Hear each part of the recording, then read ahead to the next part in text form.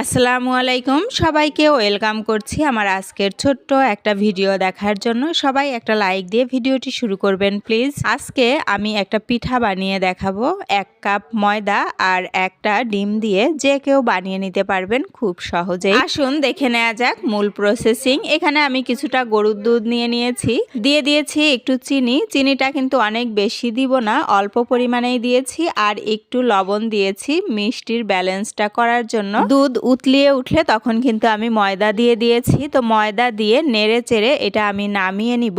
ময়দা নামিয়ে নেওয়ার পরে এটা আবার কিন্তু মেখে নিতে হবে। তো মেখে নেওয়ার জন্য আমার একটু বিস্কিটের প্রয়োজন হবে। তো আমি এরকম 2টা বিস্কিট নিয়ে নিচ্ছি। বিস্কিটটা আমি পানিতে ভিজিয়ে রেখেছিলাম। তো এখন ময়দার মধ্যে বিস্কিট 2টা দিয়ে দিয়েছি। আমার যেহেতু অল্পই ময়দা, যার জন্য আমি কিন্তু বিস্কিটটা 2টা দিয়েছি। আর এখানে আমি একটা ডিম আগের থেকেই ফেটিয়ে নিয়েছিলাম। ডিমের মধ্যে কিন্তু কোনো কিছু দেইনি। পানির পরিবর্তে ডিম দিয়ে কিন্তু আটা মেখে নিতে হবে। এখানে কিন্তু আমি কোনো রকম পানি ইউজ করব না। বিস্কিট আর এই ডিম দিয়েই কিন্তু আটা মেখে নেওয়া হয়ে যাবে। আর লাস্টে খুবই অল্প পরিমাণে তেল ইউজ করব, যেন একদম পারফেক্ট, খুবই সফট আর মসৃণ একটা ডো তৈরি হয়। একটু সময় নিয়ে ডোটা খুব ভালো মতো মেখে নিতে হবে। তো ডো আমার মেখে নেওয়া হয়ে গিয়েছে। এখন কিন্তু আমি নেক্সট প্রসেসিং এ চলে যাচ্ছি। এখন একটা লেচি করে নিব, মানে যতটুকু সাইজের আমি পিঠাগুলো তৈরি করতে চাই ততটুকু করে একটু লেচি করে নিলাম। এরপরে আমি পিঠাগুলোর ডিজাইন করে নিব। তো প্রত্যেকটা ডিজাইন আমি আপনাদের সাথে শেয়ার করছি, দেখতে থাকুন।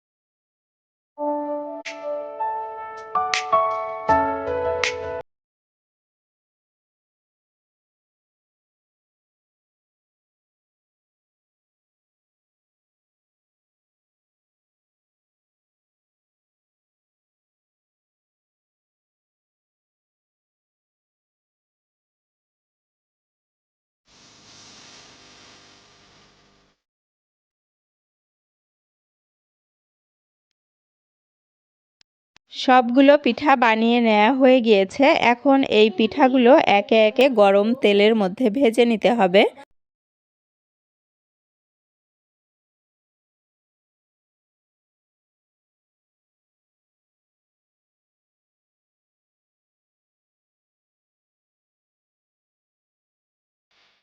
মিডিয়ামের থেকে একটু কম আছে পিঠাগুলো কিন্তু নেড়েচেড়ে ভেজে নিয়েছি। এরপরে এটার জন্য একটা শিরা বানাতে হবে। এই পিঠার জন্য শিরাটা কিন্তু অনেক বেশি ঘন হবে না, একটু পাতলা হবে শিরাটা। যেহেতু পিঠার মধ্যেও চিনি আছে, অনেক বেশি চিনির কিন্তু প্রয়োজন নাই। শিরা রেডি হয়ে গেলে এখন পিঠাটা দিয়ে দিয়েছি। পিঠা দিয়ে জাস্ট 1 মিনিটের মতো জাল করে তারপরেই কিন্তু নামিয়ে নিব। পিঠা একদম খুব গরম থাকলে এটা জাল না করলেও কিন্তু হয়। তো আমার পিঠাটা হালকা ঠান্ডা হয়ে গিয়েছিল, যার জন্য আমি একটু জাল করে নিয়েছি। কয়েক ঘন্টা এরকম শিরার মধ্যে পিঠা ভিজিয়ে রাখলে পিঠাগুলো কিন্তু রস চুষে নিবে। তো তখন কিন্তু খেতে আরো বেশি মজা হবে। আর এখন আমি খেয়ে নিচ্ছি, আপনাদেরকেও একটু দেখাচ্ছি।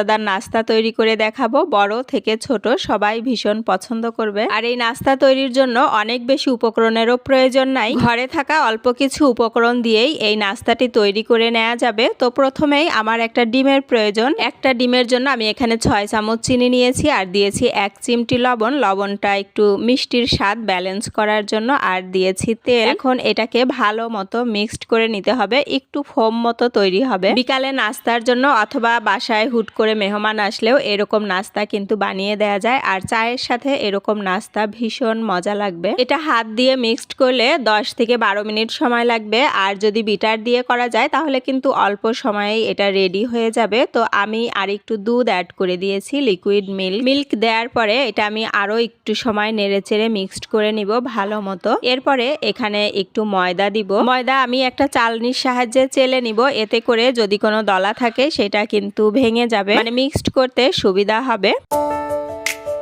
আর দিব বেকিং পাউডার। এখানে আমি 1.5 চামচের মতো বেকিং পাউডার দিয়েছি। চাইলে কিন্তু বেকিং পাউডার বেকিং সোডা দুইটা মিশিয়েও দেয়া যেতে পারে, সেক্ষেত্রে কিন্তু বেকিং সোডা একটু পরিমাণে কম দিতে হয়। এখন ময়দা আর এই বেকিং পাউডার আমি এই ডিমের মিশ্রণটার সাথে ভালো মতো মিশিয়ে নিব। একদম স্মুথ একটা ব্যাটার তৈরি হবে। এটা কিন্তু একদম পাতলা হবে না, কিছুটা মানে একদম শক্তও হবে না, আপনারা দেখেই নিশ্চয়ই বুঝতে পারছেন। তো এটা রেডি হয়ে গেলে এরপরে আমি ঢাকা দিয়ে 10-15 মিনিটের জন্য রেখে দিব। এরপরে চুলায় একটা কড়াই বসিয়ে দিয়েছি। তো কড়াইতে আমি একটু তেল দিব, তেলটা গরম হতে থাক। আমি 2 হাতের তালুতে একটু তেল মেখে নিব। তেল মেখে নিয়ে এখান থেকে একটু করে বেটার নিব আর শেপ দিয়ে দিব। তো শেপটা আমি গোল শেপ দিচ্ছি, গোল শেপ দিয়ে গরম তেলে ভেজে নিব। আর তেলটা কিন্তু গরম হওয়ার পরে চুলার জালটা একটু কমিয়ে দিতে হবে, একেবারে হাই হিটে ভাজা যাবে না, একটু মিডিয়াম থেকে একটু কম আঁচে ভাজবো এটা। এই নাস্তাটা কিন্তু ঝটপট যেমন তৈরি করে নেওয়া যায়, তেমনই শহর কিংবা গ্রাম যে কোনো মানুষ কিন্তু তৈরি করে নিতে পারবেন। এই জন্য কিন্তু আমি এখানে তেল ইউজ করেছি যখন মেখেছি। তো ওইখানে কিন্তু আপনারা তেলের পরিবর্তে বাটারও ব্যবহার করতে পারেন। আর এই নাস্তাটা ভাজতে কিন্তু অনেক বেশি সময়ও লাগে না, অল্প সময়েই কিন্তু এটা ভেজে নেওয়া যায়। যেহেতু আমি ছোট ছোট করে দিয়েছি, এই জন্য ছোট করে দেওয়ার কারণে এর ভিতরটাও কিন্তু দ্রুত কুক হয়ে যাবে। তো আমার কিন্তু ভেজে নেওয়া হয়ে গিয়েছে। তো বাকিগুলোও আমি একইভাবে ভেজে নিয়েছি। আর যারা এখনো লাইক করেননি ভিডিওতে, প্লিজ একটা লাইক করে দিবেন। আপনার একটা লাইক কিন্তু আমাকে আরো ভিডিও বানাতে ইন্সপায়ার করে। আর ভিডিও সম্পর্কে আপনার কোনো মতামত থাকলে সেটাও আমাকে কমেন্টের মাধ্যমে আপনারা জানিয়ে দিতে পারেন। দেখতেই পাচ্ছেন ভিতরটা কিন্তু একেবারেই সফট হয়েছে। আর এটা এক প্রকার কাপ কেক বলা যেতে পারে, বাচ্চাদের টিফিনেও কিন্তু এটা দেয়া যেতে পারে। এরপরে আরও একটি মজাদার নাস্তা তৈরি করব। আর এই নাস্তা তৈরির জন্য আমার লাগবে আলু আমি প্রথমে সিদ্ধ করে নিয়েছি। এখন আলুটাকে ভালো মতো ম্যাশ করে নিব। সবগুলো আলুই আমি ম্যাশ করব। আলু ম্যাশ করা হয়ে গেলে এর মধ্যে দিয়ে দিব কিছুটা লবণ, ধনেপাতা আর কাঁচামরিচ কুচি, কিছুটা পেঁয়াজ কুচি আর দিব চালের গুঁড়া। অল্প পরিমাণেই চালের গুঁড়া দিতে হবে, না হলে কিন্তু খাবারের টেস্ট নষ্ট হয়ে যাবে, মানে একটু গুঁড়া গুঁড়া লাগবে খাবারের মধ্যে, এই জন্য অল্প পরিমাণে দিতে হবে। এখন আমি সবগুলো উপকরণ মেখে নিব ভালো মতো। এরপরে আমি এর মধ্যে একটা ডিম অ্যাড করব। ডিমটা না দিলেও হয়, তো আমি যেহেতু একটু চালের গুঁড়া দিয়েছি আমার কাছে বেশি শক্ত মনে হচ্ছিল, যার জন্য আমি একটা ডিম দিয়ে দিয়েছি। আর দিয়েছি নুডলসের মশলা, যেহেতু আমি এখানে একটু নুডলস ইউজ করব যার জন্য কিন্তু আমি মশলাটাও দিয়ে দিয়েছি। মশলা ছাড়াও কিন্তু এটা করা যাবে। এখন আমি হাতের তালুতে একটু তেল লাগিয়ে নিয়েছি। এরপরে যেটা মাখালাম এটাকে একটু শেপ দিয়ে দিব। আমি লম্বা লম্বা শেপ দিব, চাইলে কিন্তু গোল শেপ দেয়া যেতে পারে। আমি গোল শেপ দিয়েও আপনাদের দেখিয়ে দিচ্ছি। এটা কিন্তু খেতে যেমন মজা আর দেখতেও কিন্তু ভীষণ লোভনীয়। বাচ্চা থেকে বড় সবাই কিন্তু খুব পছন্দ করবে। আর আমি বানিয়ে নিয়েছি কতগুলো। এখন একে একে সবগুলা ভেজে নিব উল্টিয়ে পাল্টিয়ে তেলের মধ্যে। আমি কিন্তু মিডিয়াম আঁচে এটা ভেজে নিয়েছি।